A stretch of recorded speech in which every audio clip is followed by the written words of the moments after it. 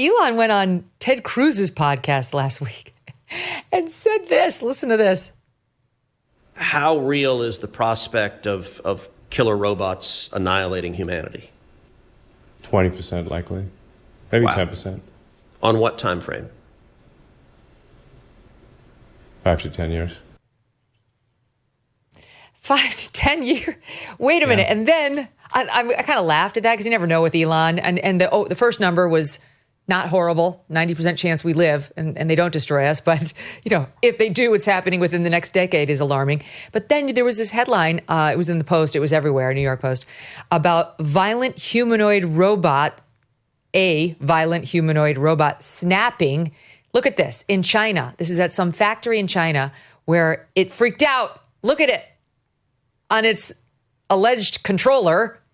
Look at this thing for the listening audience. This thing is hanging from like a mini crane. It looks like a robot with a head and arms and so on. It's an all black robot and it's waving its arms around maniacally, like picture an attack of killer bees. That's what it looks like is happening to this thing. And it's out of control. Go ahead.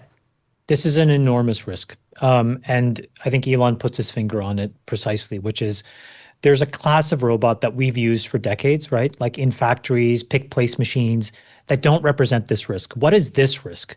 This is a humanoid robot that is completely, independent in its movements and has software that can fundamentally be altered and hacked.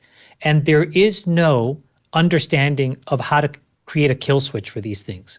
It's not universally accepted and it's not universally developed and understood how we could do that. So that is a tremendous risk that you could root these robots, right? You could have a foreign adversary figure out that there's an entire group of robots that are deployed in this country, hack them, root them, because they all have to be connected to the internet in some way, shape, or form, and then introduce some instruction set that causes them to be extremely violent. That is 100% likely. The question is, do they do it, or do we think about it in terms of the way we think about nuclear arms, where there's a mutually assured destruction so nobody does it? But I think Elon is right. The capability is at hand, and the more we see these humanoid robots manifest, that is probably the single biggest tail risk that it represents. It's very scary, I think. Yeah, it's super interesting. Let me just say this, Jake Al. Yeah. It starts off, you don't hire the thing when it looks scary and it's hanging on a crane. You buy it because you see articles talking about how this is from a company called the robot's called Protoclone, created by Clone Robotics, because they tell you it's the world's first bipedal musculoskeletal android. This is a different company and a different robot, FYI.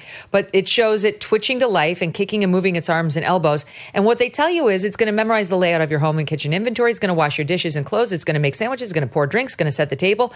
It's going to hold and retrieve items. It's going to vacuum, clean, shake hands, and even talk. So fun. It's like a pet that does all of your domestic chores. And all is well and good, Jake Cal, until it freaks out like the Exhibit A.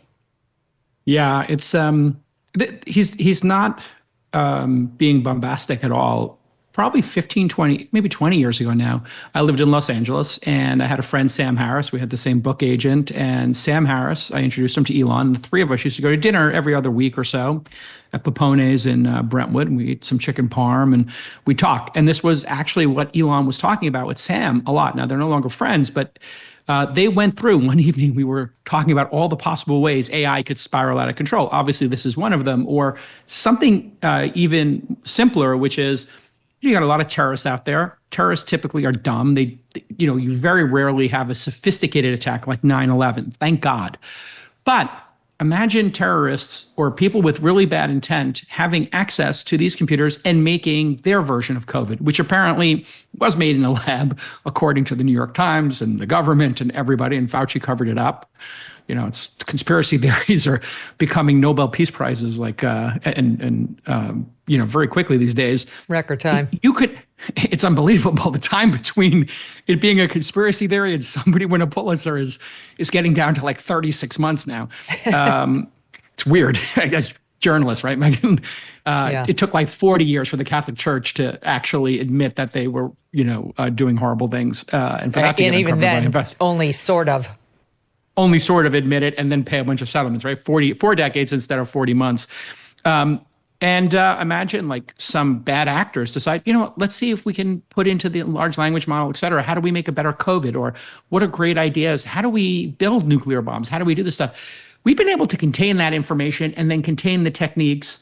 These things are going to come up with really, really great ideas. And it used to be law enforcement would read thrillers and science fiction in order to figure out, and terrorists would do this as well, because the science fiction and the authors were really good at saying, hey, here's a crazy idea for a terrorist attack, because they're trying to get ratings or make a very compelling movie, et cetera.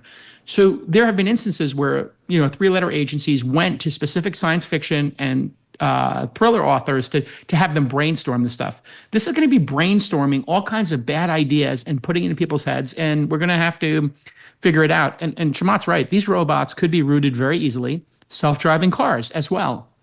And it's exactly like the situation. These two stories parallel each other. The Facebook story of growth at all costs and don't worry about the outcome, because we're in competition with LinkedIn and we're in competition with Instagram and Twitter. When you get a bunch of rabid entrepreneurs globally, fighting it out, then what happens is they're like, you know what, we'll move fast and we'll break things. In this case, if you move fast and break things, we could have very bad consequences. The people who work at OpenAI joined that company. Elon funded it in order to make sure all of the code was open sourced and that they were thinking about safety and everybody got access to it, so there was parity in the world.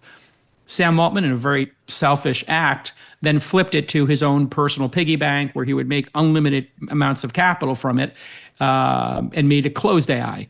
This technology needs to be monitored, and you're going to have companies, because they want growth, saying, you know what, we'll risk it. And that's where sensible legislation or sensible controls would make sense, at least thoughtfulness about it. And this is why David Sachs, because being the right czar now, of AI, is so great, because he is thinking about these issues. But we don't even have, the thing that's disturbing with the robots is, among other things, there's no defense. A lot of us have guns, thanks to them being an advertiser on the show. I also have Byrna, which is non-lethal self-defense. It's basically like a little chemical weapon in a bullet.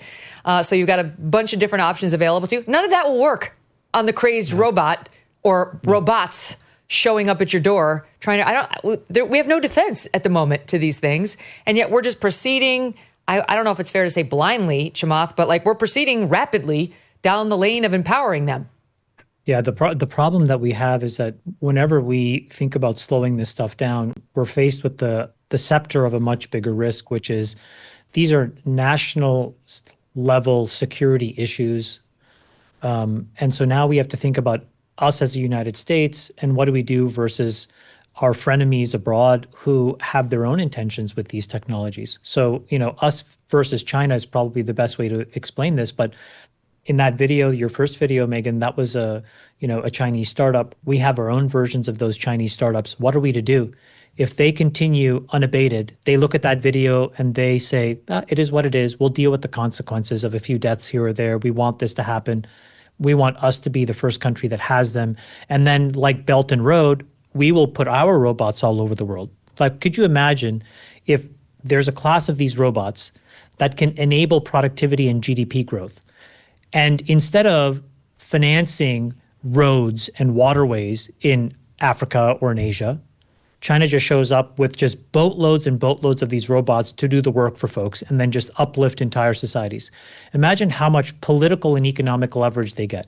So when you paint it in that lens, you're in this very difficult situation, which is how do we slow people down here? And that's just a very hard thing to do. So I think that we have to find a way of going fast, embracing a handful of companies who we know has leadership we can trust.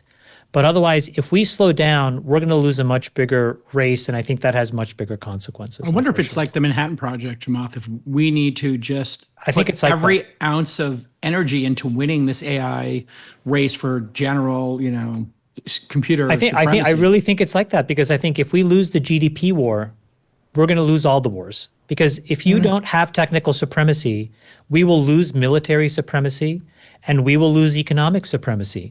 And then I don't know what America does if we're second in the pecking order on anything. That's not something we've had to deal with in the last 100 years.